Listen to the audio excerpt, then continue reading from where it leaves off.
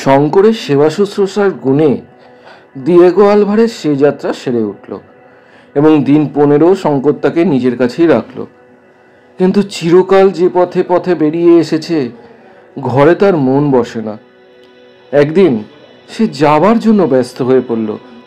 শঙ্কর নিজের কর্তব্য ঠিক করে ফেলেছিল। বলল, চলো, তোমার অসুখের সময় যেসব কথা বলেছিলে তা মনে আছে? সেই যে হলদে হীরের খনি। অসুখের ঝুঁকে আলভারেজ যেসব কথা বলেছিল এখন সে সম্বন্ধে বৃদ্ধ আর কোনো কথাটি বলে না। বেশিরভাগ সময় চুপ করে কি যেন ভাবে। শঙ্করের কথার উত্তরে বৃদ্ধ বলল, আমিও কথাটা যে না ভেবে দেখেছি তা মনে করো না, কিন্তু আলেয়ার পিছনে ছুটবার সাহস আছে তোমার? শঙ্কর বলল, সে কিনা তা দেখতে দোষ কি? আজই বলো তো মাভো স্টেশনে তার করে আমার বদলি অন্য একটা লোক পাঠাতে বলি। আলভারেজ কিছুক্ষণ ভেবে বলল, করো তার, কিন্তু আগে বুঝে দেখো, যারা সোনা বা হিরে খুঁজে বেড়ায় তারা সব সময় তা পায় না। আমি 80 বছরের এক বুড়ো লোককে জানতাম, সে কখনো কিছু পায়নি। তবে প্রতিবারই বলতো, এইবার ঠিক সন্ধান পেয়েছি, এইবার পাবো। আজীবন অস্ট্রেলিয়ার মরুভূমিতে আর আফ্রিকার ভেল্ডে প্রসপেক্টিং করে বেরিয়েছে।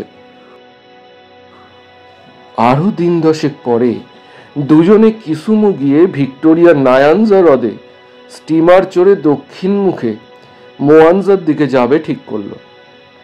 পথে এক জায়গায় বিস্তীর্ণ প্রান্তরে হাজার হাজার জেব্রা, জিরাফ, হরিণ চড়তে দেখে শঙ্কর তো অবাক।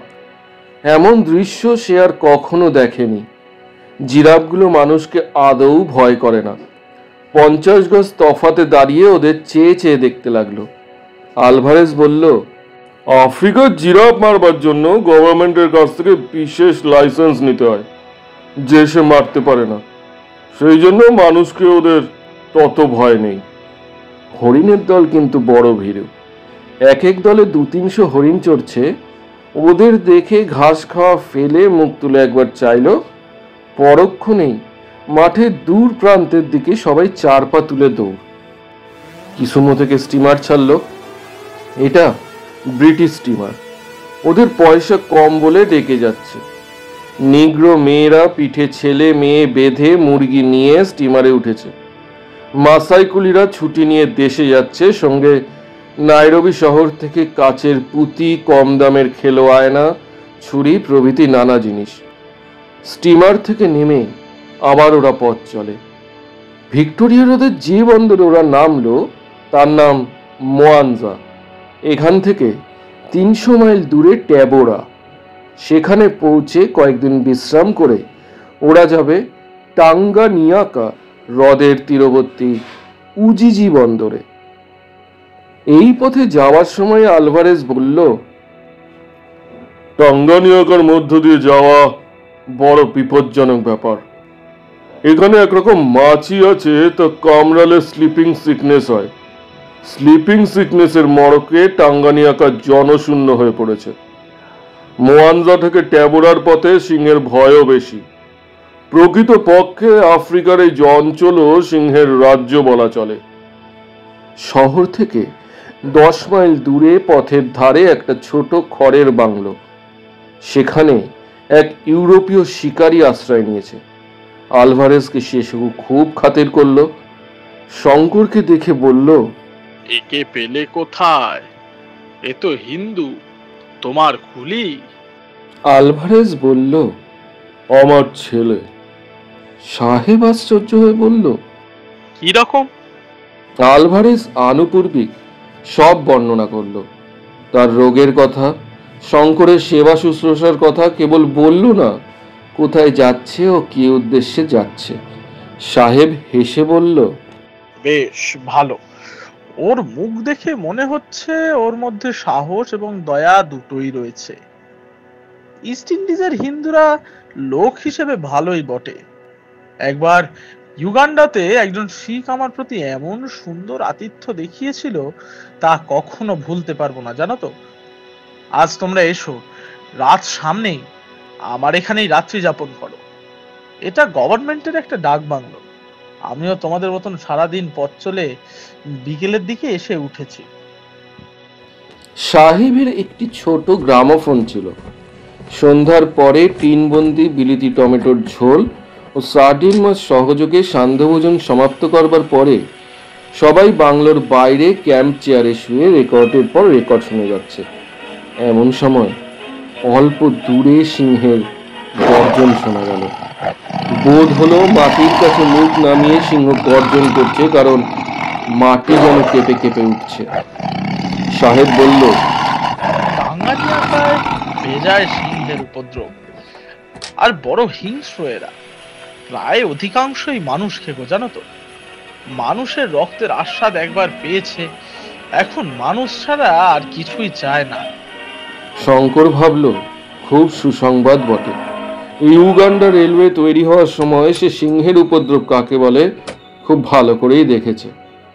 পরদিন সকালে ওরা আবার রওনা হলো। সাহেব বলে দিল, সূর্য উঠে গেলে খুব সাবধানে থাকবে। স্লিপিং সিকনেসের মাছি রোদ উঠলেই জাগে, গায়ে যেন না বসে।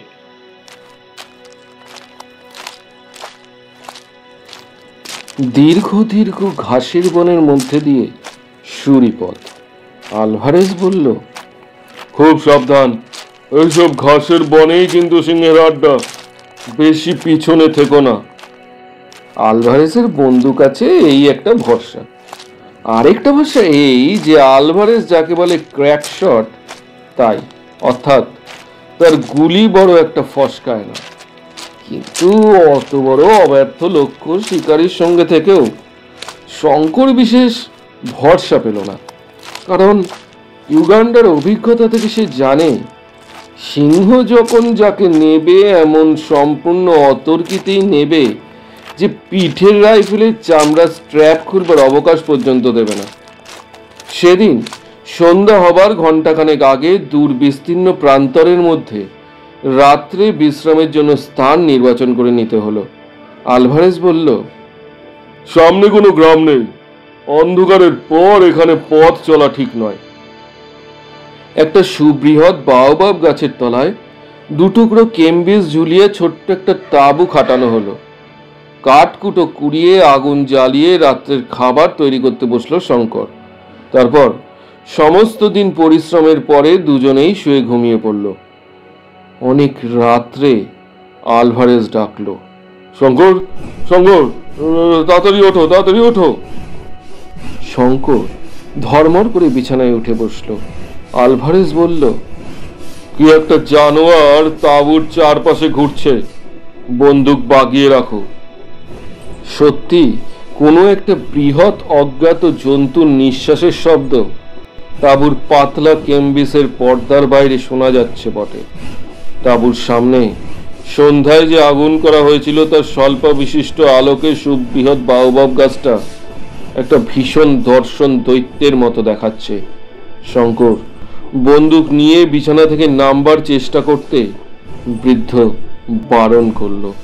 পরক্ষণেই জানোয়ারটা হুড়মুড় করে তাঁবুটা ঠেলে তাঁবুর মধ্যে ঢুকবার চেষ্টা করবার সঙ্গে সঙ্গেই তাঁবুর পর্দার ভিতর থেকে আলভারেজ পরপর দুবার রাইফেল ছুড়ল।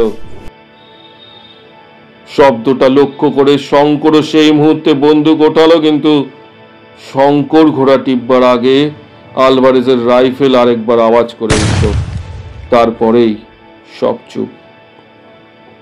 ওরা টর্চ ফেলে সন্তর্পণে তাঁবুর বাইরে এসে দেখলো তাঁবুর পূর্ব দিকে বাইরের পর্দাটা খানিকটা ঠেলে ভিতরে ঢুকেছে একটা প্রকাণ্ড সিংহ। সেটা তখনও মরেনি, কিন্তু সাংঘাতিক আহত হয়েছে। আরো দুবার গুলি খেয়ে সেটা শেষ নিঃশ্বাস ত্যাগ করলো। আলভারেজ আকাশের নক্ষত্রের দিকে চেয়ে বলল, রাত এখনো অনেক, ওটা এখানে পড়ে থাক, চলো আমরা আমাদের ঘুম শেষ করি। দুজনেই এসে শুয়ে পড়ল। একটু পরে শঙ্কর বিস্ময়ের সঙ্গে লক্ষ্য করলো আলভারেজের নাসিকা গর্জন শুরু হয়েছে। শঙ্করের চোখে ঘুম এলো না। আধ ঘন্টা পরে শঙ্করের মনে হলো আলভারেজের নাসিকা গর্জনের সঙ্গে পাল্লা দেওয়ার জন্য টাঙ্গানিয়াকা অঞ্চলের সমস্ত সিংহ যেন একযোগে ডেকে উঠল। সে কি ভয়ানক সিংহের ডাক! আগেও শঙ্কর অনেকবার সিংহগর্জন শুনেছে, কিন্তু এই রাত্রের সে ভীষণ বিরাট গর্জন তার চিরকাল মনে ছিল। তাছাড়া ডাক তাঁবু থেকে 20 হাতের মধ্যে। আলভারেজ আবার জেগে উঠল, বলল, না, রাত্রে দেখছি একটু ঘুমোতে দিল না।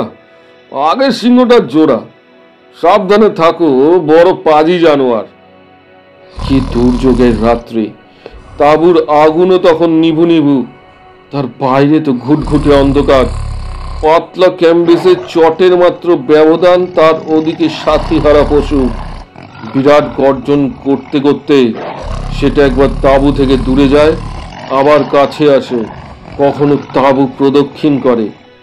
ভোর হওয়ার কিছু আগে সিংহটা সরে পড়ল। ওরাও তাঁবু তুলে আবার যাত্রা শুরু করলো।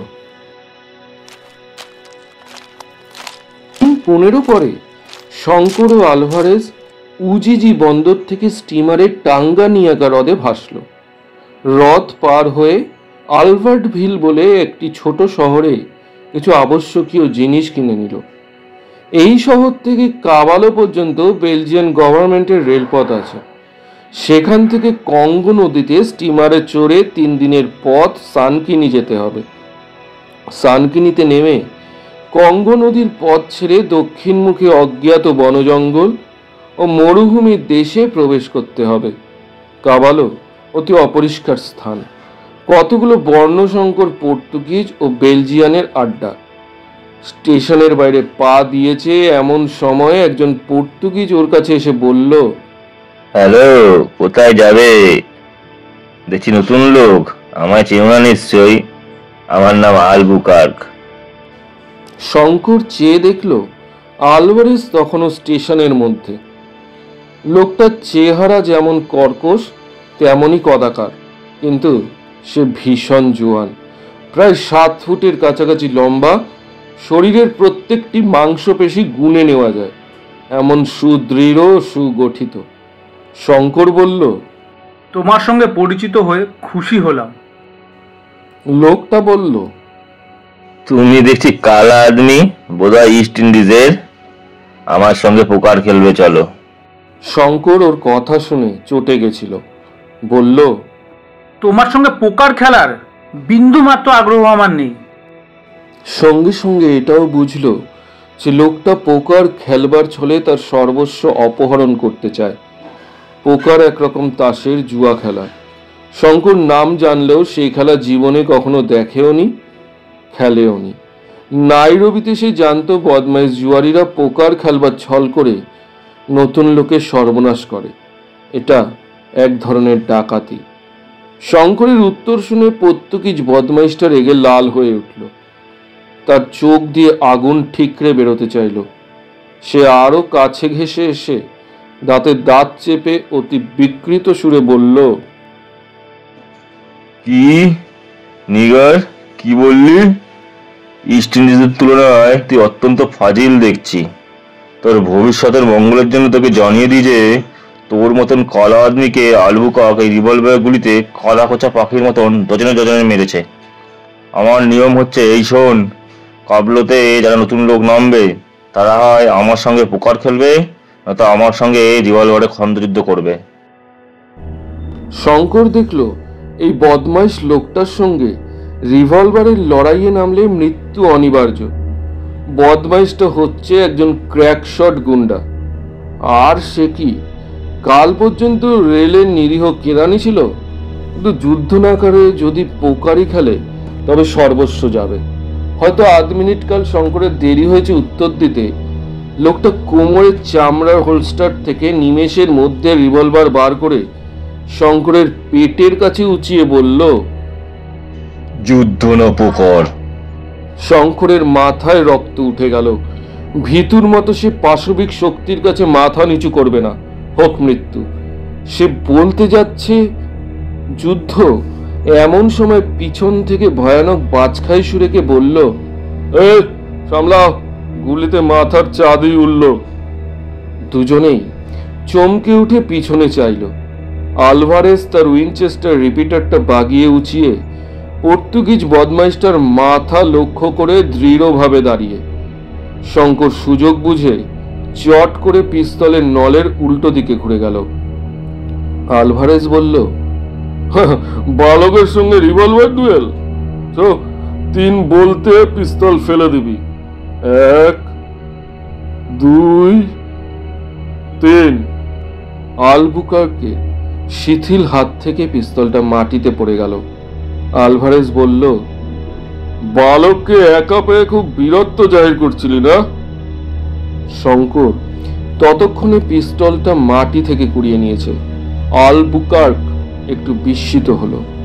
আলভারেজ যে শঙ্করের দলের লোক তা সে ভাবেও নি। সে হেসে বলল, আচ্ছা মেট, কিছু মনে করো না, আমারই হার। দাও আমার পিস্তলটা, দাও ছোকরা, কোনো ভয় নেই, দাও। এসো, হাতে হাত দাও। তুমিও মেট, আলবুকার্ক রাগ পুষে রাখে না। এসো, কাছেই আমার কেবিন, এক গ্লাস বিয়ার খেয়ে যাও। আলভারেজ নিজের জাতের লোকের রক্ত চেনে। ও নিমন্ত্রণ গ্রহণ করে শঙ্করকে সঙ্গে নিয়ে আলবুকার্কের কেবিনে গেল। শঙ্কর বিয়ার খায় না শুনে তাকে কফি করে দিল। প্রাণ খোলা হাসি হেসে কত গল্প করলো যেন কিছুই হয়নি। শঙ্কর বাস্তবিকই লোকটার দিকে আকৃষ্ট হলো। কিছুক্ষণ আগের অপমান ও শত্রুতা যে এমন বেমালুম ভুলে গিয়ে যাদের হাতে অপমানিত হয়েছে তাদেরই সঙ্গে এমনই ধারা দিল খোলা হেসে খোশ গল্প করতে পারে, পৃথিবীতে এ ধরনের লোক বেশি নেই। পরদিন ওরা কাবালা থেকে স্টিমারে উঠল কঙ্গো নদী পেয়ে দক্ষিণ মুখে যাবার জন্য। নদীর 2 তীরের দৃশ্যে শঙ্করের মন আনন্দে উৎফুল্ল হয়ে উঠল। এরকম অদ্ভুত বনজঙ্গলের দৃশ্য জীবনে কখনো সে দেখেনি। এতদিন সে যেখানে ছিল আফ্রিকার সেই অঞ্চলে এমন বন নেই। সে শুধু বিস্তীর্ণ প্রান্তর, প্রধানত ঘাসের বন, মাঝে মাঝে বাবলা ও ইউকা গাছ। কিন্তু কঙ্গো নদী পেয়ে স্টিমার যত অগ্রসর হয়, দুধারে নিবিড় বনানী, কত ধরনের মোটা মোটা লতা, বনের ফুল, বন্য প্রকৃতি এখানে আত্মহারা, লীলাময়ী। আপনার সৌন্দর্য ও নিবিড় প্রাচুর্যে আপনি মুগ্ধ। শঙ্করের মধ্যে যে সৌন্দর্য প্রিয় ভাবুক মনটি ছিল, হাজার হোক, সে বাংলার মাটির ছেলে। দিয়েগো আলভারেজের মতো শুধু কঠিন প্রাণ স্বর্ণান্বেষী প্রসপেক্টর নয়। এই রূপের মেলায় সে মুগ্ধ বিস্মিত হয়ে রাঙা অপরাহ্নে ও দুপুর রোদে আপন মনে কত কি স্বপ্নজাল রচনা করে। অনেক রাত্রে সবাই ঘুমিয়ে পড়ে। অচেনা তারা ভরা বিদেশের আকাশের তলায় রহস্যময়ী বন্য প্রকৃতি তখন যেন জেগে উঠেছে। জঙ্গলের দিক থেকে কত বন্য জন্তুর ডাক কানে আসে। শঙ্করের চোখে ঘুম নেই।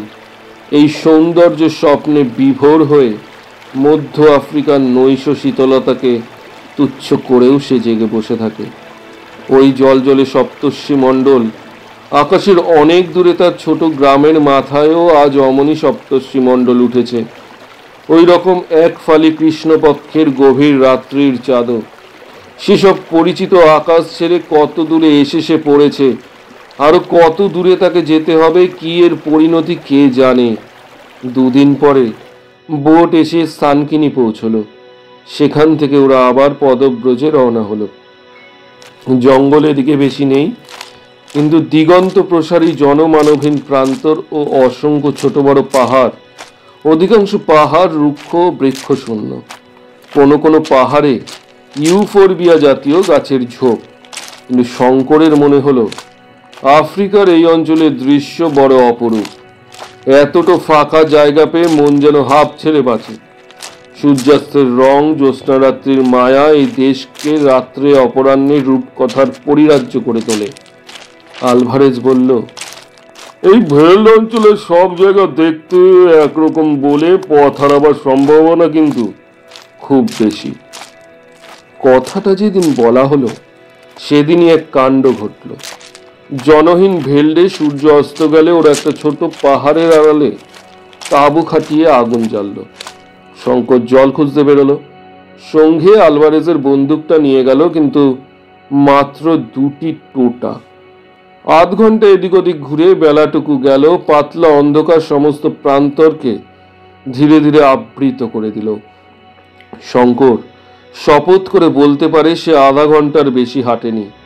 হঠাৎ চার ধারে চেয়ে শঙ্করের কেমন একটা অস্বস্তি বোধ হলো, যেন কি একটা বিপদ আসছে। তাঁবুতে ফেরা ভালো। দূরে দূরে ছোট বড় পাহাড়, একই রকম দেখতে সব দিক, কোনো চিহ্ন নেই, সব একাকার।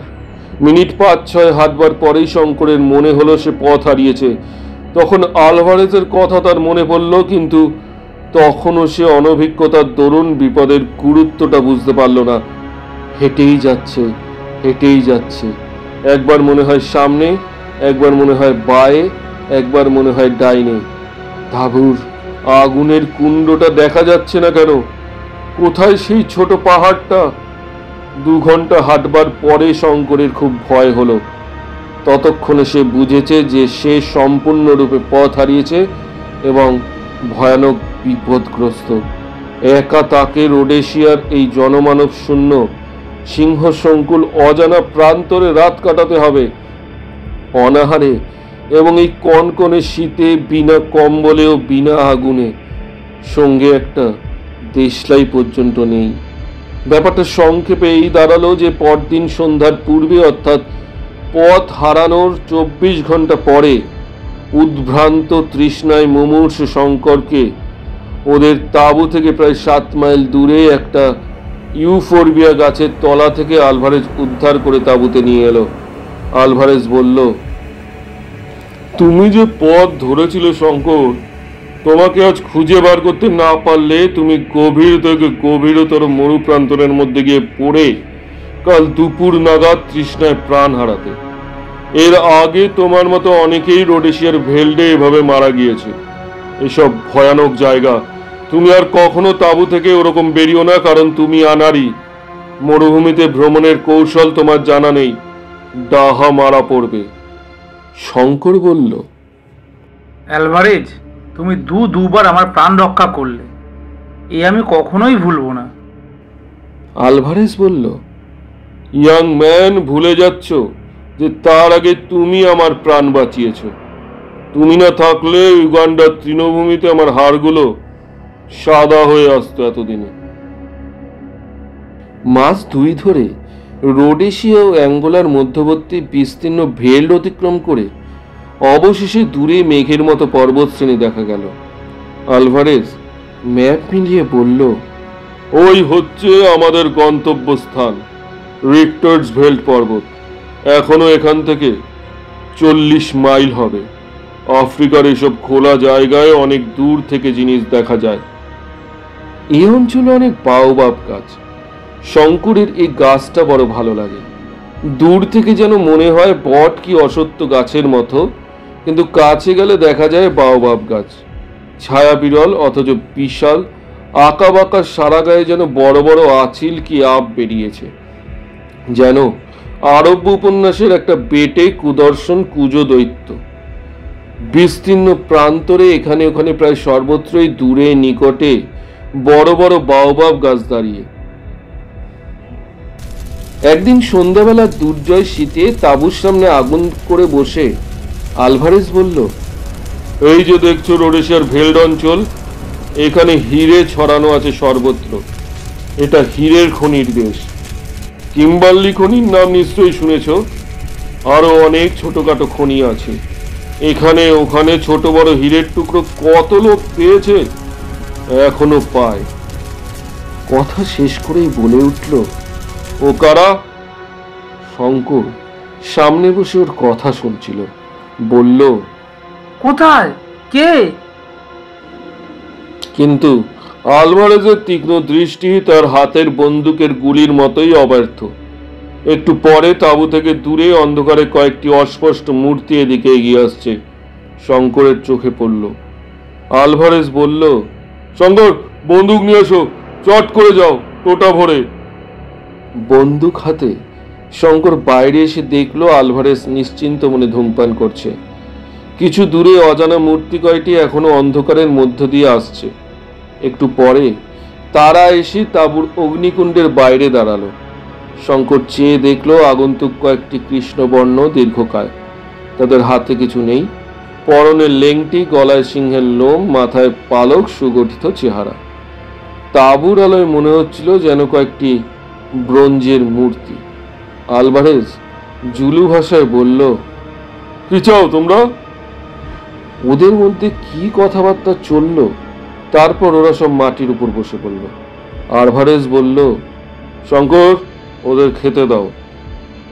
তারপর অনুচ্চ স্বরে বলল, বড় বিপদ, খুব হুঁশিয়ার শঙ্কর। টিনের খাবার খোলা হলো, সকলের সামনেই খাবার রাখলো শঙ্কর। আলভারেজ ওই সঙ্গে আবার খেতে বসলো, যদিও সেও শঙ্কর সন্ধ্যার সময় তাদের নৈশ আহার শেষ করেছে। শঙ্কর বুঝল আলভারেজের কোনো মতলব আছে, কিংবা এদেশের রীতি অতিথির সাথে খেতে হয়। আলভারেজ খেতে খেতে জুলু ভাষায় আগন্তুকদের সঙ্গে গল্প করছে। অনেকক্ষণ পরে খাওয়া শেষে ওরা চলে গেল। যাবার আগে সবাইকে একটা করে সিগারেট দেওয়া হলো। ওরা চলে গেলে আলভারেজ বলল, ওরা মাটাবেল জাতির লোক, ভয়ানক দুর্দান্ত। ব্রিটিশ গভর্নমেন্টের সঙ্গে অনেকবার লড়েছে, শয়তানকেও ভয় করে না।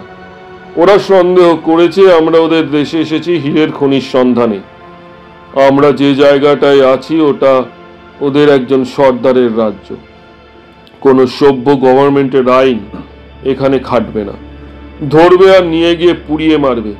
চলো আমরা তাঁবু ফেলে রওনা দিই। শঙ্কর বলল, তবে তুমি বন্দুক আনতে বললে কেন?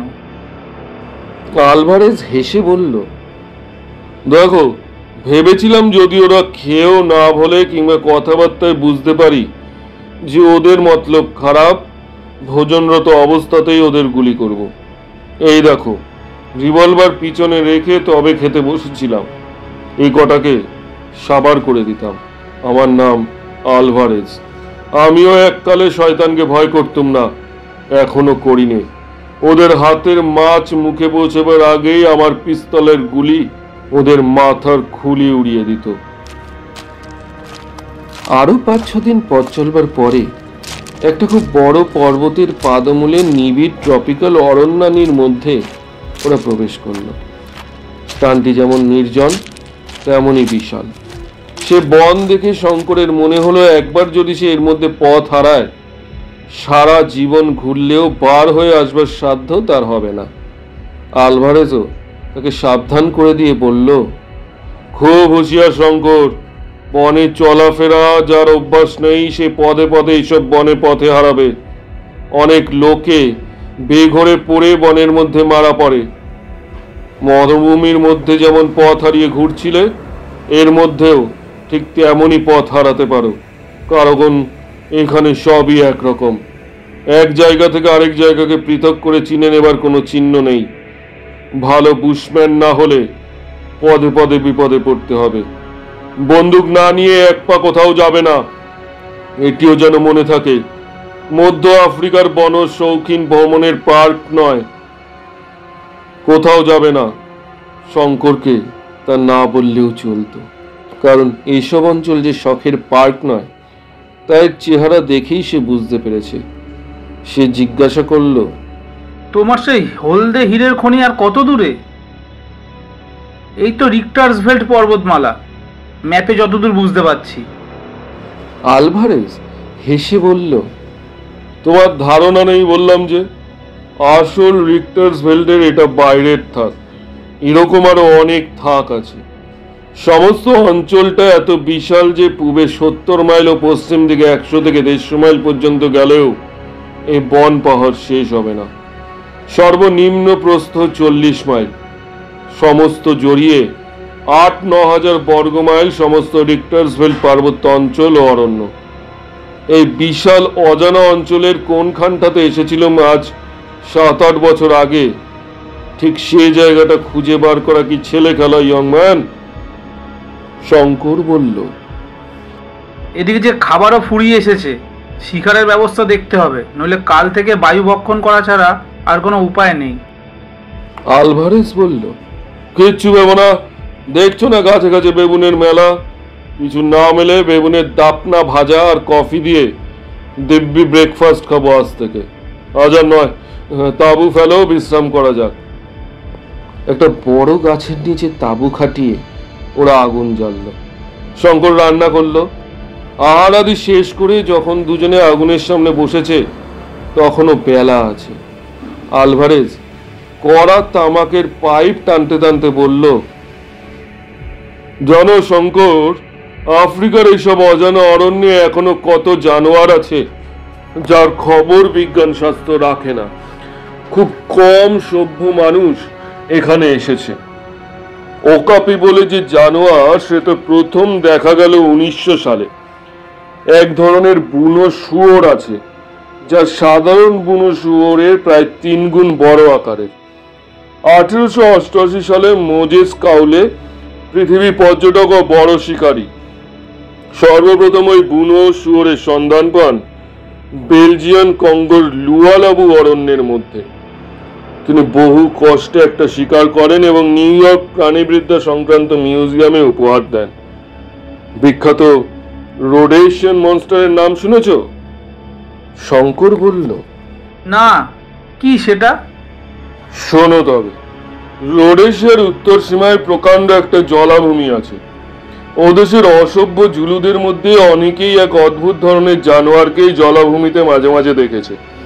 ওরা বলে তার মাথা কুমিরের মতো, গন্ডারের মতো তার শিং আছে, গলাটা অজগর সাপের মতো লম্বা ও আঁশওয়ালা, দেহটা জলহস্তির মতো, লেজটা কুমিরের মতো।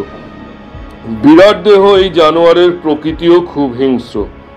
জল ছাড়া কখনো ডাঙায় এই জানোয়ারকে দেখা যায়নি। তবে এইসব অসভ্য দেশি লোকের অতিরঞ্জিত বিবরণ বিশ্বাস করা শক্ত। কিন্তু 1880 সালে জেমস মার্টিন বলে একজন প্রসপেক্টর রোডেশিয়ার এই অঞ্চলে বহুদিন ঘুরেছিল সোনার সন্ধানে। মিস্টার মার্টিন আগে জেনারেল ম্যাথিউসের এডিকিং ছিলেন। নিজে একজন ভালো ভূতত্ত্ব প্রাণীতত্ত্ববিদও ছিলেন। ইনি তার ডায়েরির মধ্যে রোডেশিয়ার এই অজ্ঞাত জানোয়ার দূর থেকে দেখেছেন বলে উল্লেখ করে গিয়েছেন। তিনিও বলেন জানোয়ারটা আকৃতিতে প্রাগৈতিহাসিক যুগের ডাইনোসর জাতীয় সরীসৃপের মতো বেজায় বড়। কিন্তু তিনি জোর করে কিছু বলতে পারেননি, কারণ খুব ভোরের কুয়াশার মধ্যে কোভিরান্ডো হ্রদের সীমানায় জলাভূমিতে আবছায়াভাবে তিনি জানোয়ারটিকে দেখেছিলেন। জানোয়ারটার ঘোড়ার চিহি ডাকের মতো ডাক শুনেই তার সঙ্গে জুলু চাকরগুলো ঊর্ধ্বশ্বাসে পালাতে পালাতে বলল, সাহেব পালাও, ডিঙ্গনেক ডিঙ্গনেক। ডিঙ্গনেক ওই জানোয়ারটার জুলু নাম। 2-3 বছরে একাধবার দেখা দেয় কি না দেয়, কিন্তু সেটা এতটাই হিংস্র যে তার আবির্ভাব সে দেশের লোকের পক্ষে ভীষণ ভয়ের ব্যাপার। মিস্টার মার্টিন বলেন তিনি তার 303 টোটা গোটা 2 উপরি উপরি ছুঁড়েছিলেন জানোয়ারটার দিকে। অত দূর থেকে তাক হলো না। রাইফেলের আওয়াজে সেটা সম্ভবত জলে ডুব দিল। শঙ্কর বলল,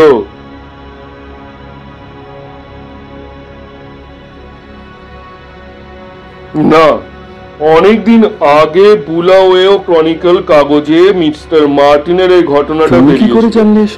আমি তখন সবে দেশে ছাপানো হয়েছিল নাকি? রোডেশিয়া অঞ্চলে আমিও প্রসপেক্টিং করে বেড়াতুম বলে জানোয়ারটার বিবরণ আমাকে খুব আকৃষ্ট করে। কাগজখানা অনেকদিন আমার কাছে রেখেও দিয়েছিলাম। তারপর কোথায় হারিয়ে গেল। ওরাই নাম দিয়েছিল জানোয়ারটার রোডেশিয়ান মনস্টার। শঙ্কর বলল, তুমি কোনো কিছু অদ্ভুত জানোয়ার দেখোনি? প্রশ্নটার সঙ্গে সঙ্গে একটা আশ্চর্য ব্যাপার ঘটল। তখন সন্ধ্যার অন্ধকার ঘন হয়ে নেমে এসেছে। সেই আবছায়া আলো অন্ধকারের মধ্যে শঙ্করের মনে হলো, হয়তো শঙ্করের ভুলও হতে পারে, কিন্তু শঙ্করের মনে হলো সে দেখলো আলভারেজ, দুর্ধর্ষ নির্ভীক আলভারেজ, দুধে অব্যর্থ লক্ষ্য আলভারেজ ওর প্রশ্ন শুনে চমকে উঠল। এবং সেটাই সকলের চেয়ে আশ্চর্য, যেন পরক্ষণেই শিউরে উঠল। সঙ্গে সঙ্গে আলভারেজ যেন নিজের অজ্ঞাত সারেই চারপাশের জনমানবহীন ঘন জঙ্গল ও রহস্য ভরা দুরারোহ পর্বতমালার দিকে একবার চেয়ে দেখল। কোনো কথা বলল না, যেন এই পর্বত জঙ্গলে বহুকাল পরে এসে অতীতের কোনো বিভীষিকাময় পুরাতন ঘটনা ও স্মৃতিতে ভেসে উঠেছে, যে স্মৃতিটা ওর পক্ষে খুব প্রীতিকর নয়। আলভারেজ ভয় পেয়েছে। অবাক! আলভারেজের ভয়! শঙ্কর ভাবতেও পারে না, কিন্তু সেই ভয়টা অলক্ষিতে এসে শঙ্করের মনেও চেপে ধরল। এই সম্পূর্ণ অজানা বিচিত্র রহস্যময় বনানী, এই বিরাট পর্বত প্রাচীর যেন এক গভীর রহস্যকে যুগ যুগ ধরে গোপন করে আসছে।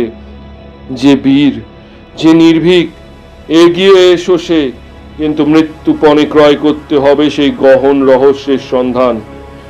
রিক্টার্সভেল পর্বতমালা ভারতবর্ষের দেবাত্মা নগাধিরাজ হিমালয় নয়। এদেশের মাসাই, জুলু, মাটাবেল প্রভৃতি আদিম জাতির মতোই ওর আত্মা নিষ্ঠুর, বর্বর, নরমাংস লোলুপ।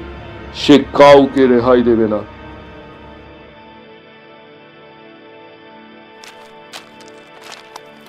তারপর দিন দুই কেটে গেল। ওরা ক্রমশ গভীর থেকে গভীরতর জঙ্গলের মধ্যে প্রবেশ করলো। পথ কোথাও সমতল নয়, কেবল চড়াই আর উতরাই, মাঝে মাঝে কর্কশ ও দীর্ঘ টুসক ঘাসের বন। জল প্রায় দুষ্প্রাপ্য। ঝর্ণা একাধটা যদিও বা দেখা যায়, আলভারেজ তাদের জল ছুঁতেও দেয় না। দিব্যি স্ফটিকের মতো নির্মল জল পড়ছে ঝর্ণা বেয়ে, সুশীতল ও লোভনীয়। তৃষ্ণার্ত লোকের পক্ষে সে লোভ সম্বরণ করা বড়ই কঠিন। কিন্তু আলভারেজ জলের বদলে ঠান্ডা চা খাওয়াবে, তবুও জল খেতে দেবে না। জলের তৃষ্ণা ঠান্ডা চায়ে দূর হয় না। তৃষ্ণার কষ্টই সবচেয়ে বেশি বলে মনে হচ্ছিল শঙ্করের। এক জায়গায় টুসক ঘাসের বনও বেজায় ঘন, তবে উপরে ওদের চারধার ঘিরে সেদিন কুয়াশাও খুব গভীর। হঠাৎ বেলা উঠলে নিচের কুয়াশা সরে গেল। সামনে চেয়ে শঙ্করের মনে হলো খুব বড় একটা চড়াই তাদের পথ আগলে দাঁড়িয়ে। কত উঁচু সেটা তা জানা সম্ভব নয়, কারণ নিবিড় কুয়াশা কিংবা মেঘে তার উপরের দিকটা সম্পূর্ণরূপে আবৃত। আলভারেজ বলল, রিক্টার্সভেল্ডের আসল রেঞ্জ। শঙ্কর বলল, আলভারেজ বলল, এই জন্য দরকার যে সেবার আমি আর জেম দক্ষিণ দিক থেকে এসেছিলাম এই পর্বতশ্রেণীর পাদমূলে, কিন্তু আসল রেঞ্জ পার হয়নি। যে নদীর ধারে হলদে হিরে পাওয়া গিয়েছিল তার গতি পূব থেকে পশ্চিমে, এবার আমরা যাচ্ছি উত্তর থেকে দক্ষিণে। সুতরাং পর্বত পার হয়ে ওপারে না গেলে কি সেই নদীটার ঠিকানা করতে পারি? শঙ্কর বলল,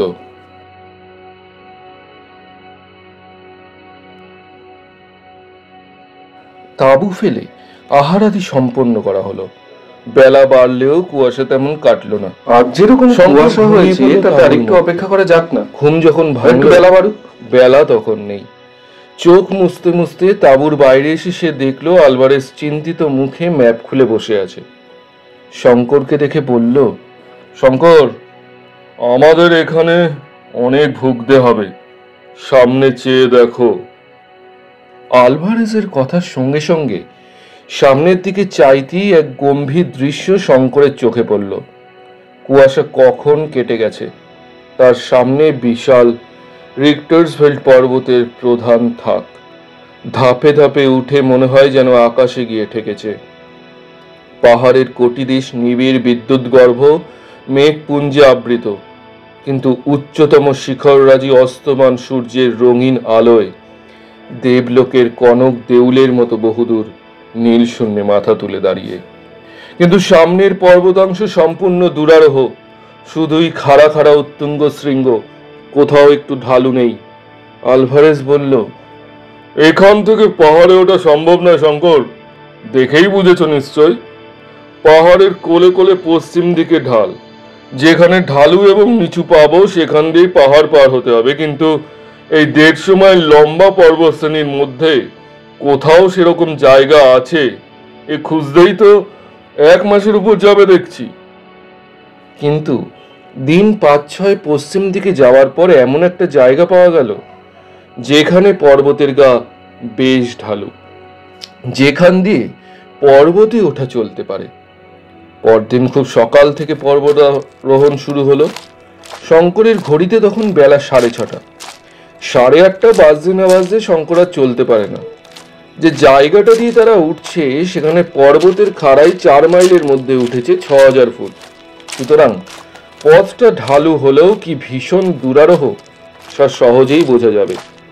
তাছাড়া যতই উপরে উঠছে অরণ্য ততই নিবিড়তর, ঘন অন্ধকার চারিদিকে। বেলা হয়েছে, রোদ উঠেছে, অথচ সূর্যের আলো ঢোকেনি জঙ্গলের মধ্যে। আকাশই চোখে পড়ে না, তার আবার সূর্যের আলো।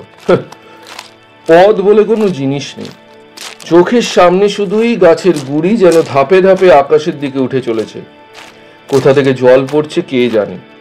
পায়ের নিচের প্রস্তর আর্দ্র ও পিচ্ছিল, প্রায় সর্বত্রই শ্যাওলা ধরা। পা পিছলে গেলে গড়িয়ে নিচের দিকে বহুদূর চলে গিয়ে তীক্ষ্ণ শিলাখণ্ডে আহত হতে হবে। শঙ্কর বা আলভারেজ কারোর মুখে কথা নেই। উত্তুঙ্গ পথে উঠবার কষ্টে দুজনেই অবসন্ন, দুজনেরই ঘন ঘন নিঃশ্বাস পড়ছে। শঙ্করের কষ্ট আরো বেশি। বাংলার সমতল ভূমিতে আজন্ম মানুষ হয়েছে, পাহাড়ে ওঠার অভ্যাসই নেই কখনো। শঙ্কর ভাবছে আলভারেজ কখন বিশ্রাম করতে বলবে। সে আর উঠতে পারছে না, কিন্তু যদি সে মরেও যায় এ কথা আলভারেজকে সে কখনোই বলবে না যে সে আর পারছে না। হয়তো তাতে আলভারেজ ভাববে, ইস্ট ইন্ডিজের মানুষগুলো দেখছি নিতান্তই অপদার্থ। এই মহা দুর্গম পর্বত ও অরণ্য সে ভারতের প্রতিনিধি, এমন কোনো কাজ সে করতে পারে না যাতে তার মাতৃভূমির মুখ ছোট হয়ে যায়। বড় চমৎকার বন, যেন পরীর রাজ্য। মাঝে মাঝে ছোটখাটো ঝর্ণা যেন বনের মধ্যে দিয়ে খুব উপর থেকে নিচে নেমে যাচ্ছে। গাছের ডালে ডালে নানা রঙের টিয়া পাখির চোখ ঝলসে দিয়ে উড়ে বেড়াচ্ছে। বড় বড় ঘাসের মাথায় সাদা সাদা চুল, অর্কিডের ফুল ঝুলছে গাছের ডালের গায়ে, গুড়ির গায়ে। হঠাৎ শঙ্করের চোখ পড়ল গাছের ডালে মাঝে মাঝে লম্বা দাড়িগোফওয়ালা বালখিল্য মুনিদের মতন। ও কারা বসে রয়েছে? তারা সবাই চুপচাপ বসে, মুনি জনচিত গাম্ভীর্যে ভরা। ব্যাপার কি? আলভারেজ বলল, ও কলবাস জাতীয় মাদি বাদর। পুরুষ জাতীয় কলবাস বাদরের দাড়িগোফ নেই, স্ত্রী জাতীয় কলবাস বাদরের হাতখানেক লম্বা দাড়িগোফ গজায় এবং তারা বড় গম্ভীর। দেখেই বুঝতে পারছো। ওদের কাণ্ড দেখে শঙ্কর হেসেই খুন। পায়ের তলায় মাটিও নেই, পাথরও নেই, তার বদলে আছে শুধু পচা পাতা ও শুকনো গাছের গুড়িস্তূপ। এইসব বনে শতাব্দীর পর শতাব্দী ধরে পাতার রাশি ঝরছে, পচে যাচ্ছে, তার উপর শ্যাওলা পুরু হয়ে উঠছে, ছাতা গজাচ্ছে, তার উপর আবার নতুন ঝরা পাতার রাশি, আবার পড়ছে গাছের ডালপালা গুড়ি। জায়গায় জায়গায় 60-70 ফুট গভীর হয়ে জমে রয়েছে এই পাতার স্তূপ। আলভারেজ ওকে শিখিয়ে দিল, এইসব জায়গায় খুব সাবধানে পা ফেলে চলতে হবে, বুঝলে? এমনও জায়গা আছে যেখানে মানুষ চলতে চলতে ওই ঝরা পাতার রাশির মধ্যে ভুস করে ঢুকে ডুবে যেতে পারে। যেমন অতর্কিতে পথ চলতে চলতে পুরনো কুয়ার মধ্যে পড়ে যায়। উদ্ধার করা সম্ভব না হলে সেসব ক্ষেত্রে নিঃশ্বাস বন্ধ হয়ে মৃত্যু অনিবার্য। শঙ্কর বলল,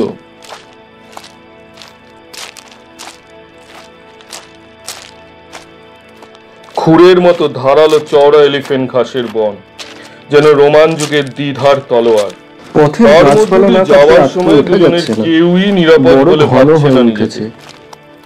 দুহাত তফাতে কি আছে দেখা যায় না যখন, তখন সব রকমের বিপদের সম্ভাবনাই তো রয়েছে। বাঘ, সিংহ বা বিষাক্ত সাপ কোনোটিই থাকা বিচিত্র নয়।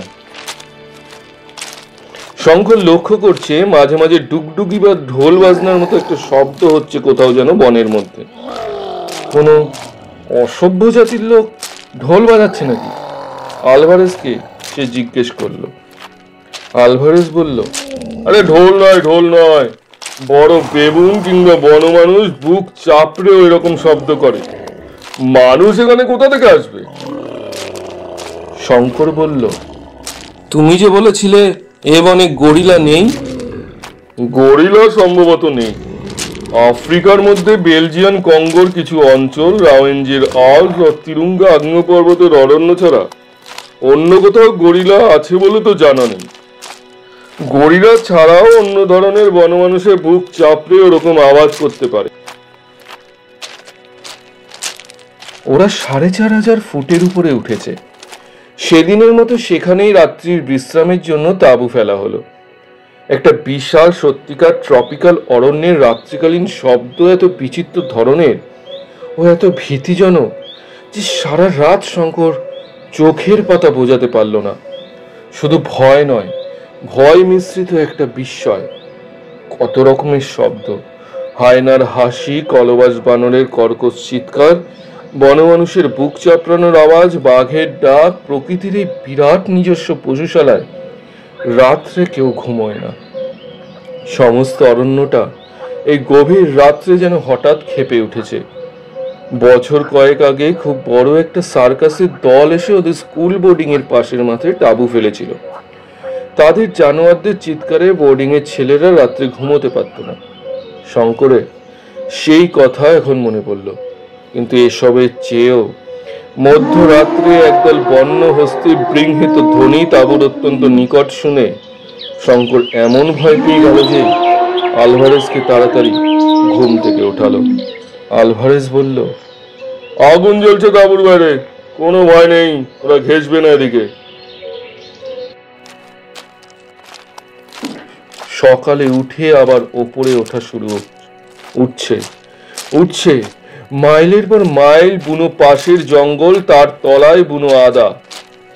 ওদের পথের 100 হাতের মধ্যে বাঁ দিকের বাঁশবনের তলা দিয়ে একটা প্রকাণ্ড হস্তিযুথ কচি বাঁশের কর্মর মর্মর করে ভাঙতে ভাঙতে চলে গেল।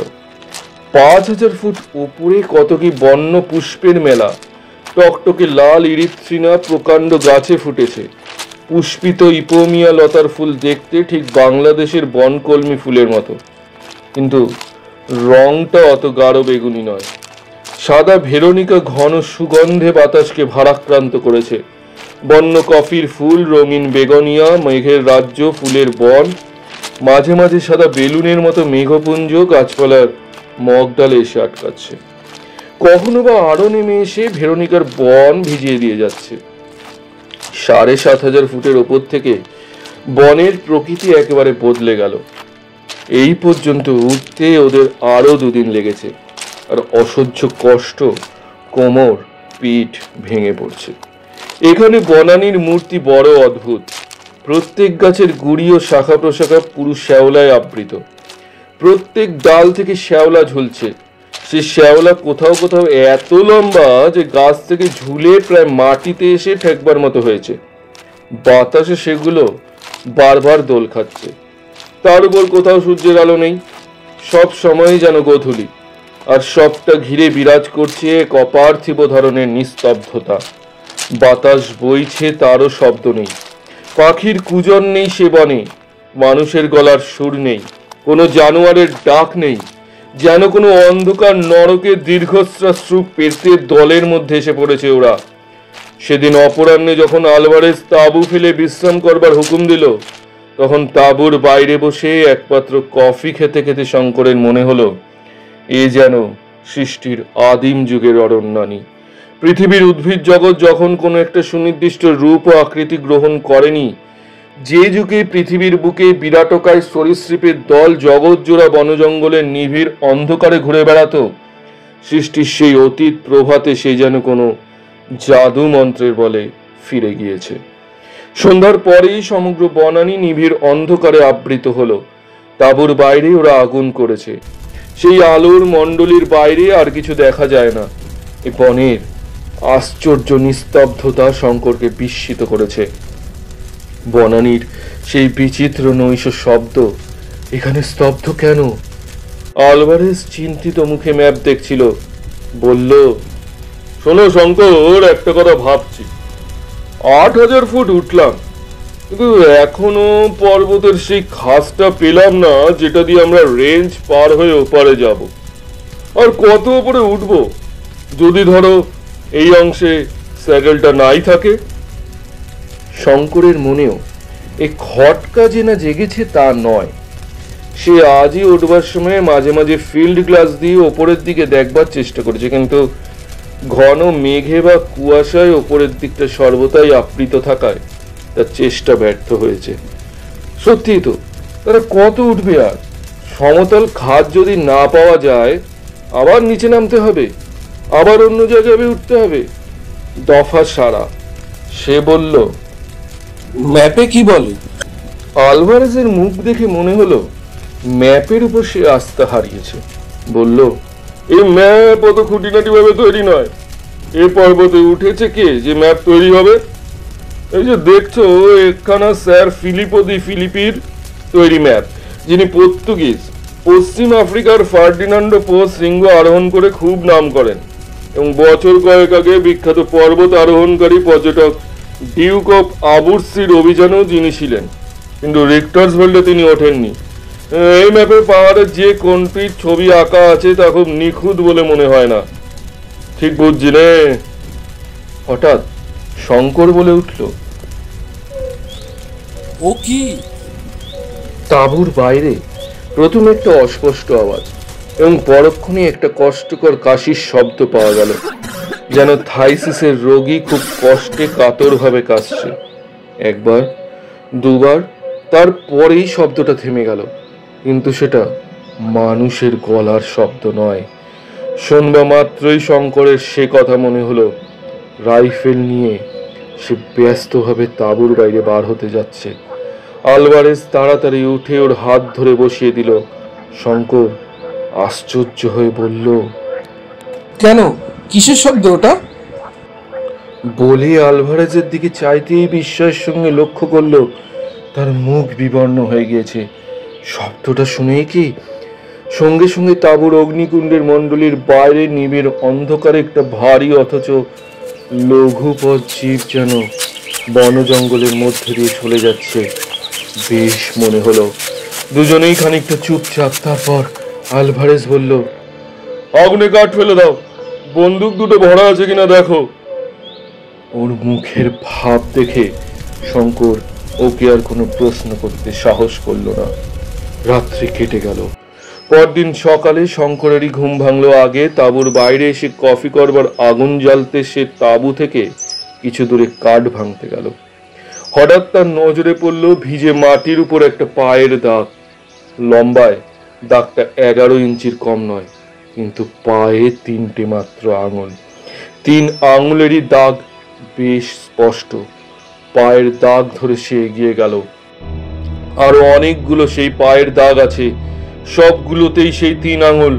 শঙ্করের মনে পড়ল ইউগান্ডা স্টেশন ঘরে আলভারেজের মুখে শোনা জিম কার্টারের মৃত্যু কাহিনী। গুহার মুখের বালির উপর সেই অজ্ঞাত হিংস্র জানোয়ারের 3 আঙুলওয়ালা পায়ের দাগ। কাফির গ্রামের সেই সর্দারের মুখে শোনা গল্প। কাল রাত্রে আলভারেজের বিবর্ণ মুখও সঙ্গে সঙ্গে মনে পড়ল। আর একদিনও আলভারেজ ঠিক এই রকমই ভয় পেয়েছিল, যেদিন পর্বতের পাদমূলে ওরা প্রথম এসে তাঁবু পাতে। বুনিপ, কাফির সর্দারের গল্পের সেই বুনিপ, রিক্টার্সভেল্ড পর্বত অরণ্যের বিভীষিকা, যার ভয়ে শুধু অসভ্য মানুষ কেন, অন্য কোনো বন্য জন্তু পর্যন্ত এই 8000 ফুটের ওপরকার বনে আসে না। কাল রাত্রে কোনো জানোয়ারের শব্দ পাওয়া যায়নি কেন? এখন তা শঙ্করের কাছে পরিষ্কার হয়ে গেল। আলভারেজ পর্যন্ত ভয়ে বিবর্ণ হয়ে উঠেছিল ওর গলার শব্দ শুনে। বোধহয় ও শব্দের সঙ্গে আলভারেজের পূর্ব পরিচয় ঘটেছে। আলভারেজের ঘুম ভাঙতে সেদিন একটু দেরি হলো।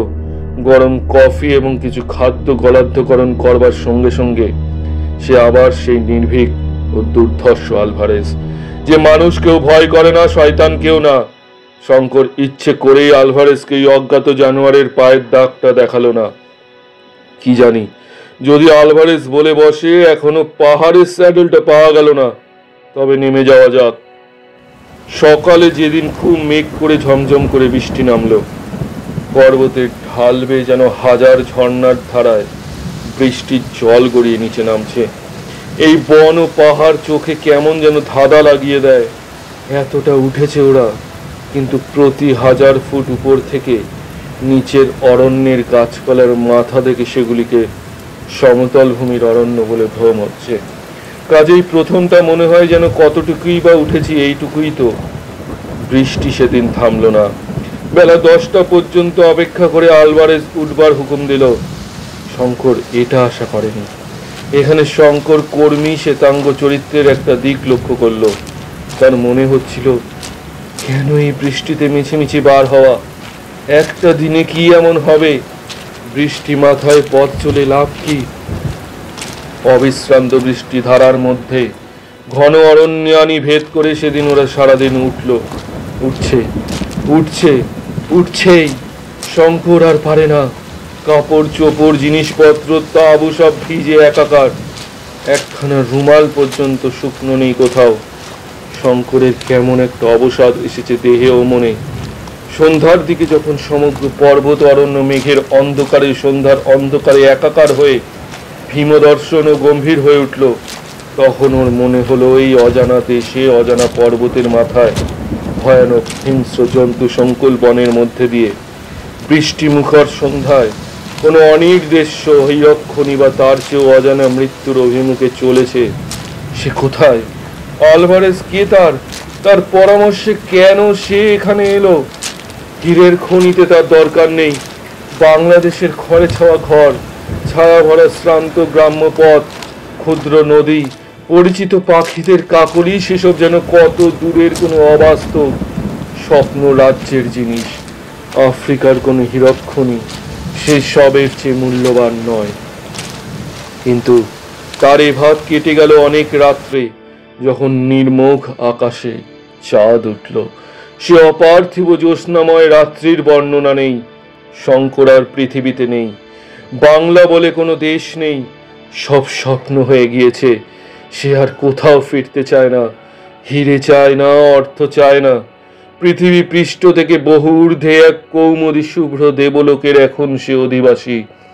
তার চারধারে প্রকৃতির যে সৌন্দর্য, কোনো মানুষের চোখ এর আগে তা দেখেনি। সে গহন নিস্তব্ধতা এর আগে কোনো মানুষ অনুভব করেনি। জনমানবহীন বিশাল রিক্টার্সভেল্ট পর্বত অরণ্য এই গভীর নিশীথে মেঘলোকে আসন পেতে আপনাতে আপনি আত্মস্থ, ধ্যান স্তিমিত। পৃথিবীর মানুষের সেখানে প্রবেশ লাভের সৌভাগ্য কচ্ছিৎ ঘটে।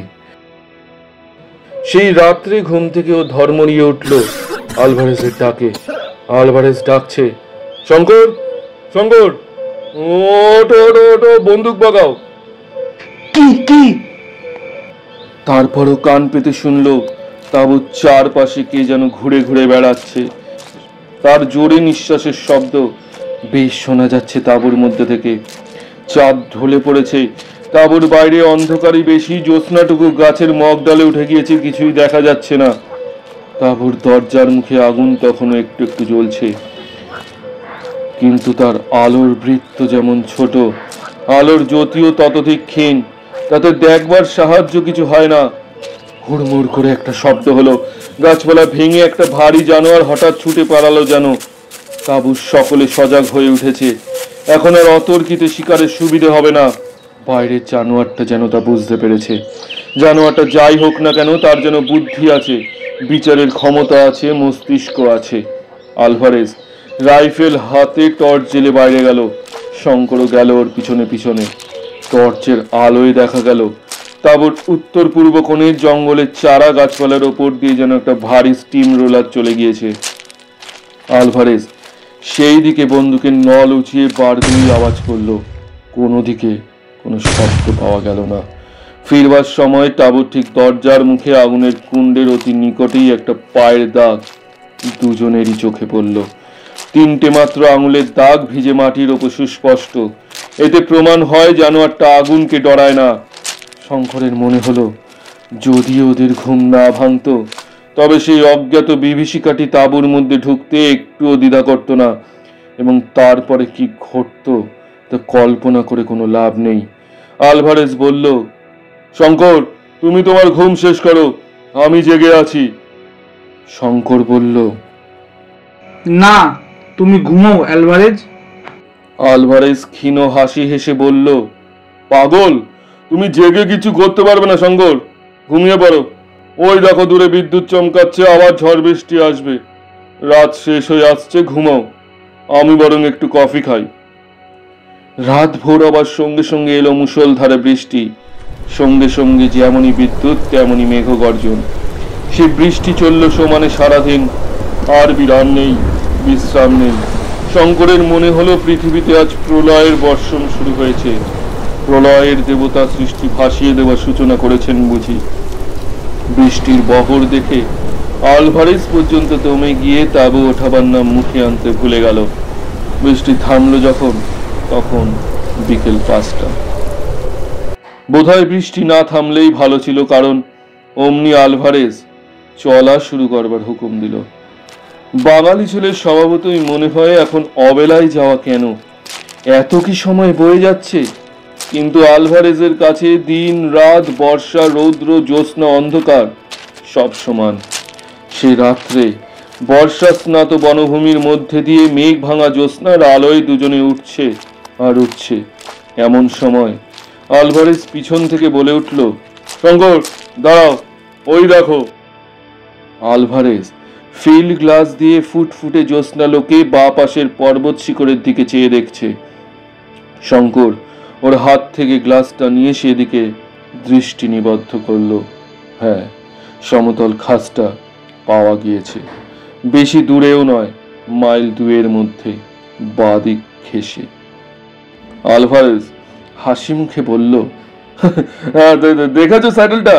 থামবার দরকার নেই, চলো আজ রাত্রেই স্যাডেলের উপর পৌঁছে তাঁবু ফেলবো। শঙ্কর আর সত্যিই পারছে না। এই দুর্ধর্ষ পর্তুগিজটার সঙ্গে হীরের সন্ধানে এসে সে কি ঝকমারি না করেছে। শঙ্কর জানে অভিযানের নিয়ম অনুযায়ী দলপতির হুকুমের ওপর কোনো কথা বলতে নেই। এখানে আলভারেজই দলপতি, তার আদেশ অমান্য করা চলবে না। কোথাও আইনি লিপিবদ্ধ না থাকলেও পৃথিবীর ইতিহাসের বড় বড় অভিযানে সবাই এই নিয়ম মেনে চলে, সেও মানবে। অবিশ্রান্ত হাঁটবার পরেই সূর্যোদয়ের সঙ্গে সঙ্গে ওরা এসে স্যাটেলে যখন উঠল, শঙ্করের তখন আর 1 পাও চলবার শক্তি নেই।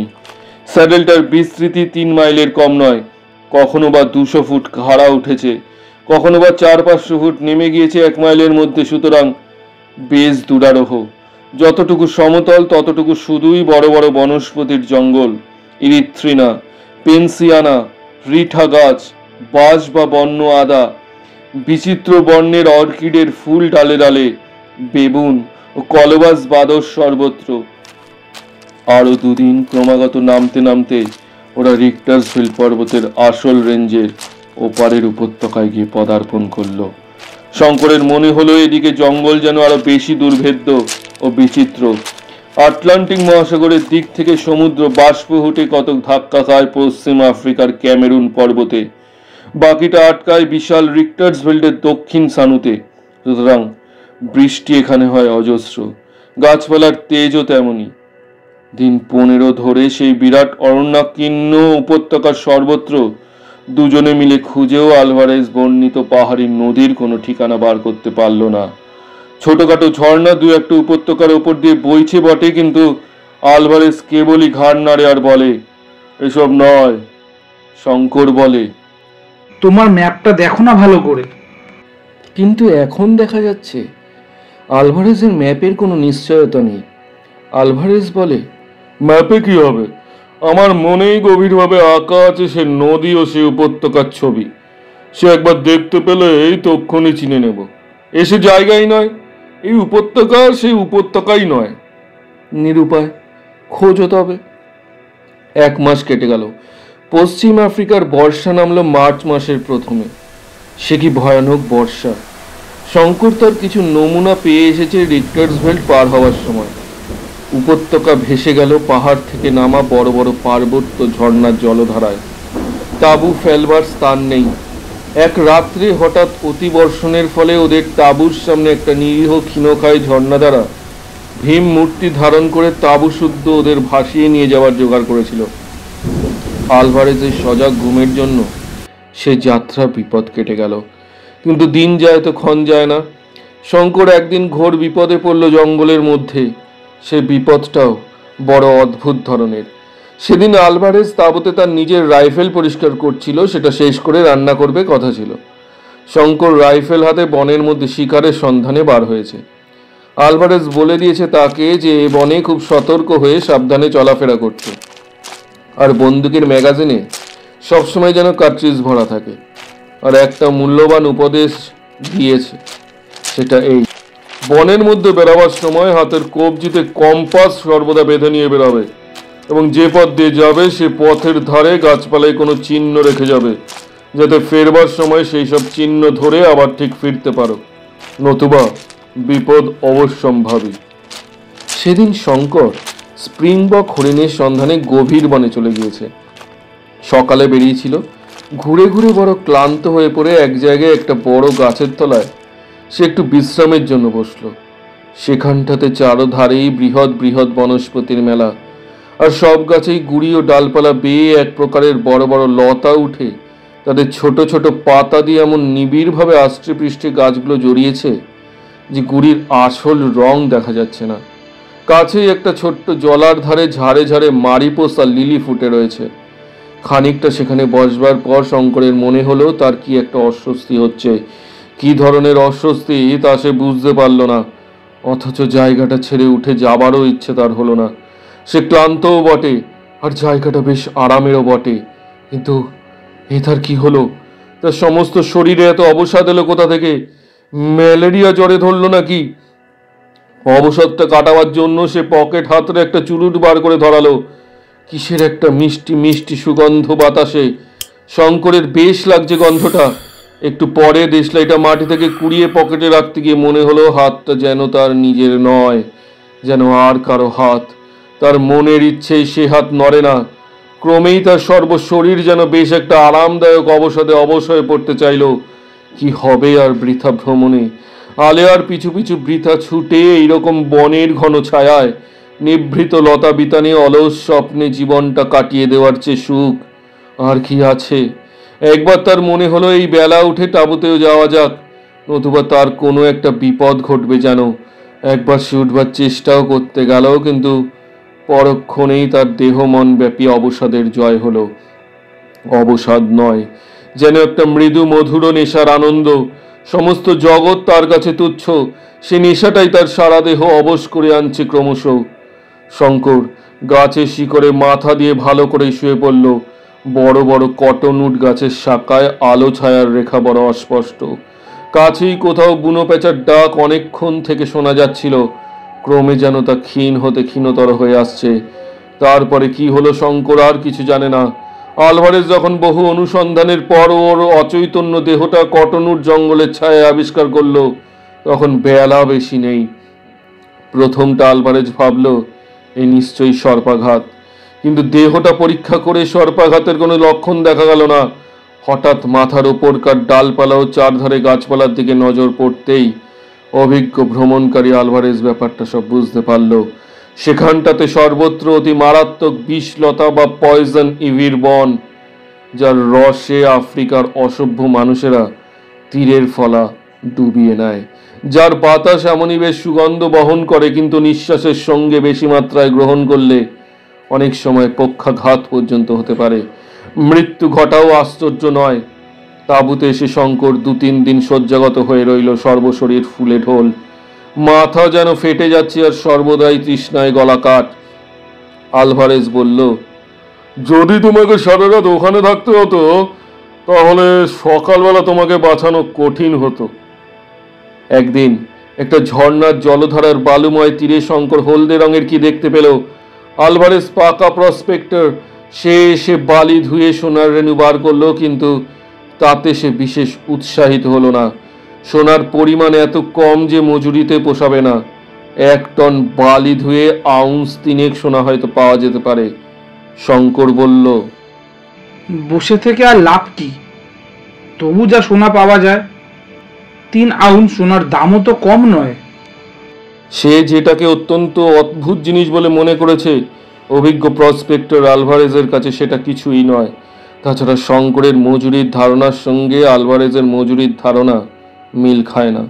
শেষ পর্যন্ত ও কাজ শঙ্করকে ছেড়ে দিতে হলো। ইতিমধ্যে ওরা মাসখানেক ধরে জঙ্গলের নানা অঞ্চলে বেরালো। আজ এখানে 2 দিন তাঁবু পাতে, সেখান থেকে আরেক জায়গায় উঠে যায়, সেখানে কিছুদিন তন্ন তন্ন করে চারধারে দেখবার পর আরেক জায়গায় উঠে যায়। সেদিন অরণ্যের একটা নতুন স্থানে পৌঁছে ওরা তাঁবু পেতেছে। শঙ্কর বন্দুক নিয়ে 2-1টা পাখি শিকার করে সন্ধ্যায় তাঁবুতে ফিরে এসে দেখল আলভারেজ বসে চুরুট টানছে। তার মুখ দেখে মনে হলো সে উদ্বিগ্ন ও চিন্তিত।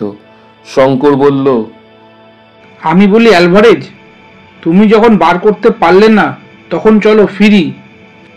আলভারেজ বলল, নদীটা তো আর উড়ে যায়নি, এই বন পর্বতের কোনো না কোনো অঞ্চলে সেটা নিশ্চয়ই আছে। তবে আমরা বার করতে পারছি না কেন? আমাদের খোঁজা ঠিকমতো হচ্ছে না। বলো কি অ্যালভারেজ, 6 মাস ধরে জঙ্গল চষে বেড়াচ্ছি, আবার কাকে খোঁজা বলে? আলভারেজ গম্ভীর মুখে বলল, কিন্তু মুশকিল হয়েছে কোথায় জানো শঙ্কর? তোমাকে এখনো কথাটা বলিনি, শুনলে হয়তো খুব দমে যাবে বা ভয় পাবে। আচ্ছা, তোমাকে একটা জিনিস দেখাই, এসো আমার সঙ্গে। শঙ্কর অধীর আগ্রহ ও কৌতূহলের সঙ্গে ওর পেছনে পেছনে চলল। ব্যাপারটা কি? আলভারেজ একটু দূরে গিয়ে একটা বড় গাছের তলায় দাঁড়িয়ে বলল, শঙ্কর, আমরা আজই এখানে এসে তাঁবু পেতেছি, ঠিক তো? শঙ্কর অবাক হয়ে বলল, এ কথার মানে কি?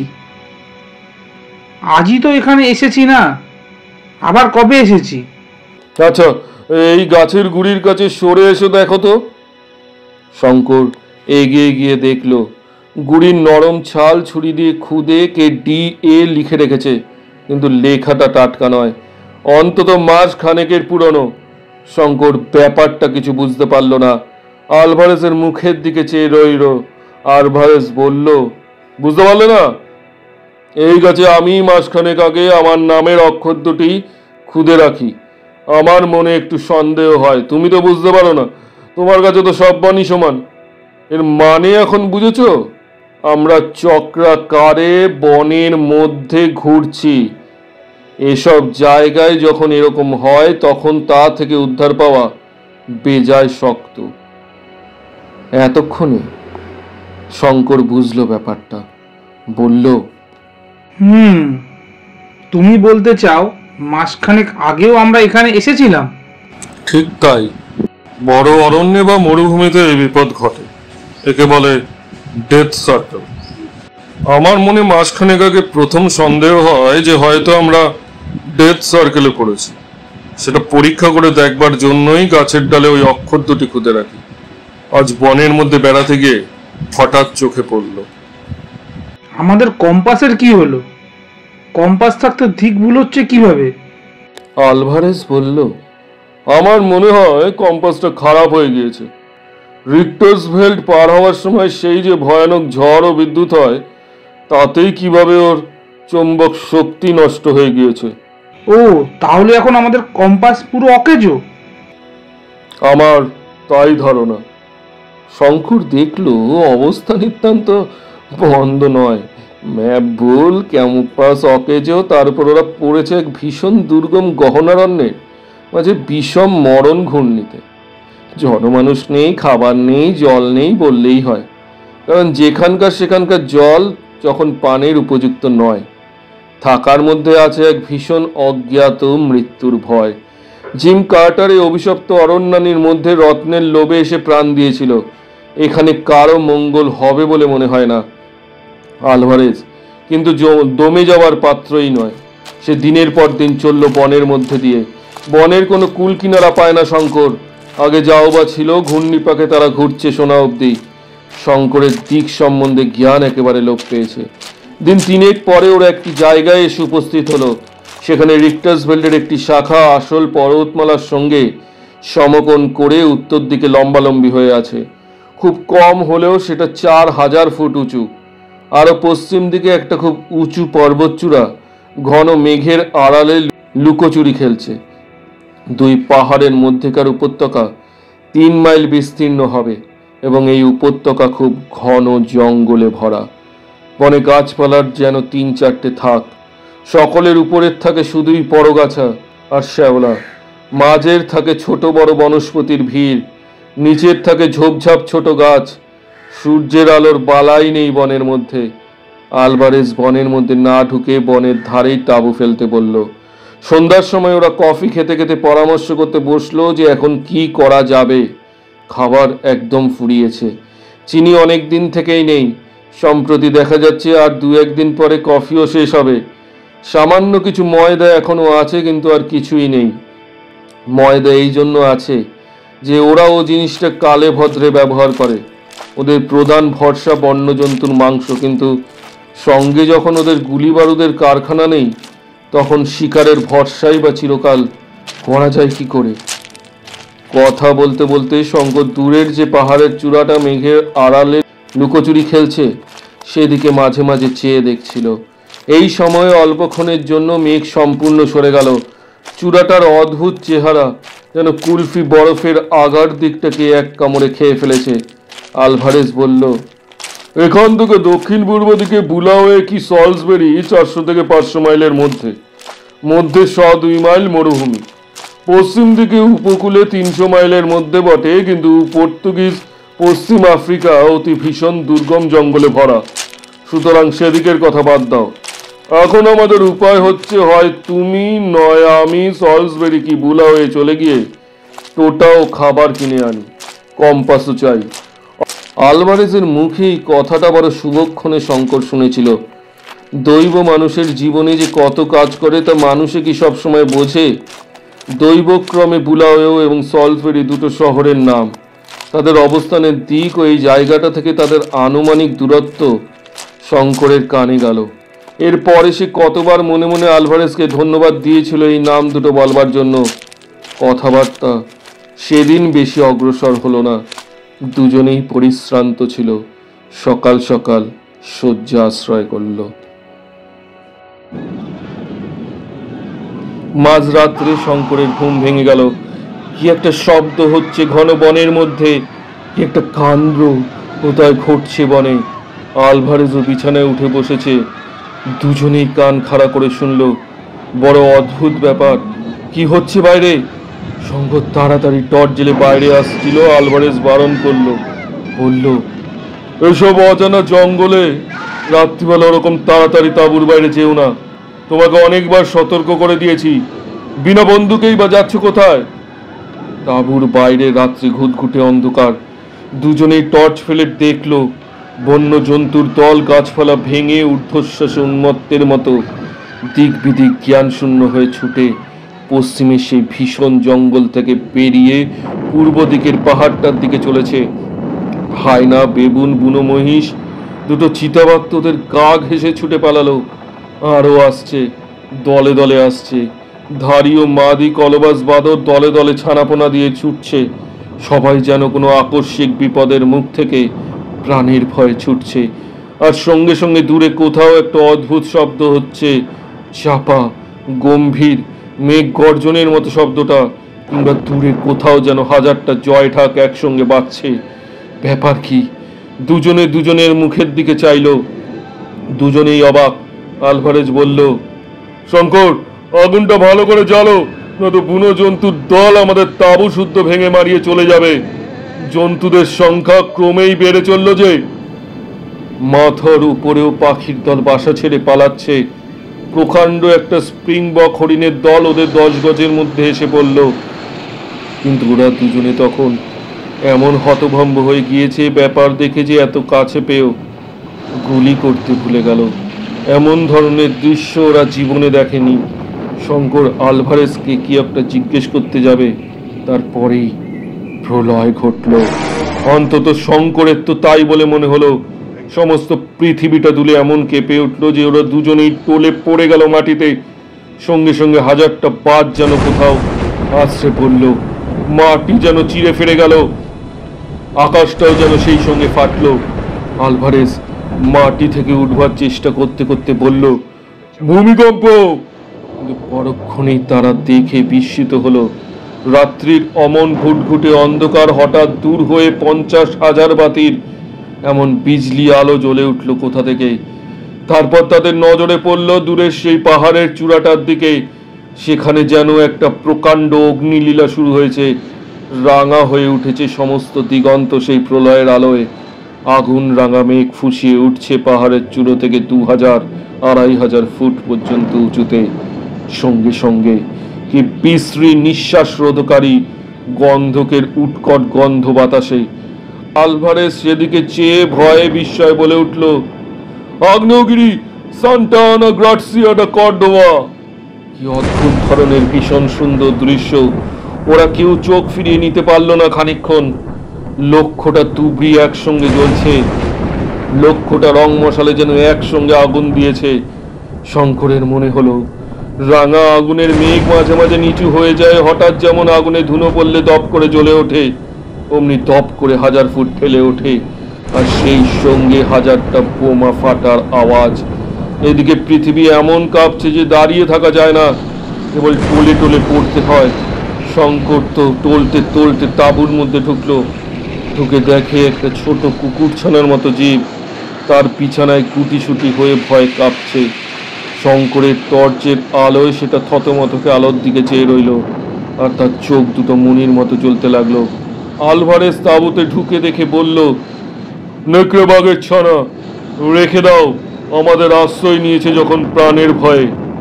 ওরা কেউ এর আগে প্রজ্বলন্ত আগ্নেয়গিরি দেখেনি, তা থেকে যে বিপদ আসতে পারে তা ওদের জানা নেই। কিন্তু আলভারেজের কথা ভালো করে শেষ হতে না হতে হঠাৎ কি প্রচন্ড ভারী জিনিসের পতনের শব্দ। ওরা আবার তাঁবুর বাইরে গিয়ে যখন দেখলো যে একখানা 1500 ওজনের জ্বলন্ত কয়লার মতো রাঙা পাথর অদূরে একটা ঝোপের উপর এসে পড়েছে, সঙ্গে সঙ্গে ঝোপটাও জ্বলে উঠেছে, তখন আলভারেজ ব্যৎসম্মত হয়ে বলল, পালাও পালাও শঙ্কর, তাঁবু ওঠাও শিগগির। ওরা তাঁবু ওঠাতে ওঠাতে আরো 2-5খানা আগুন রাঙা জ্বলন্ত ভারী পাথর এদিক ওদিক সশব্দে পড়লো। নিঃশ্বাস এদিকে বন্ধ হয়ে আসে, এমনই ঘন গন্ধকের ছোঁয়া বাতাসে ছড়িয়েছে। দৌড় দৌড় দৌড়। 2 ঘন্টা ধরে ওরা জিনিসপত্র টেনে হিঁচড়ে কতকটা বয়ে নিয়ে পূর্ব দিকে সে পাহাড়ের নিচে গিয়ে পৌঁছলো। সেখানে পর্যন্ত গন্ধকের গন্ধ বাতাসে। 8 ঘন্টা পরে সেখানেও পাথর পড়তে শুরু করলো। ওরা পাহাড়ের উপর উঠলো। সেই ভীষণ জঙ্গল আর রাত্রির অন্ধকার ঠেলে ভোর যখন হলো তখন 2500 ফুট উঠে পাহাড়ের ঢালুতে বড় একটা গাছের তলায় দুজনেই হাঁপাতে হাঁপাতে বসে পড়ল। সূর্য উঠবার সঙ্গে সঙ্গে অগ্নুৎপাতের সে ভীষণ সৌন্দর্য অনেকখানি কমে গেল, কিন্তু শব্দ পাথর পড়া যেন বাড়ল।